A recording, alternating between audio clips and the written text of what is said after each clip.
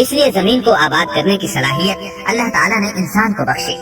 اللہ نے انسان کو بہترین ڈھانچے اور حسین ترین شکل و صورت سے نوازا۔ عبادت گزار ہیں، کسی بات میں اللہ پر پیش دستی اور سبقت نہیں کرتے اور اس کے حکم پر عمل کرتے ہیں۔ اللہ کے جو بھی مخلوق پیدا کرے گا وہ ہم سے زیادہ معزز اور عالم نہیں ہو سکتی۔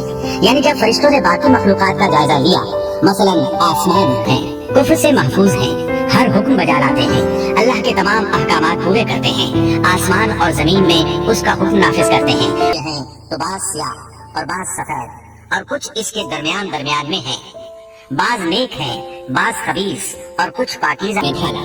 اس کے بعد ایک مقررہ مدت تک چھونے رکھا، یہاں تک کہ گیلی مٹی خشک ہو گئی اور اس کا رنگ سیاہ ہو گیا، بدبو آنے لگی۔ روایت بیان کی ہے، اس میں رسول اکرم صلی اللہ علیہ وسلم نے آدم علیہ السلام آپ کی وفات کے 1 سال بعد حوا علیہ السلام بھی وفات پا گئے۔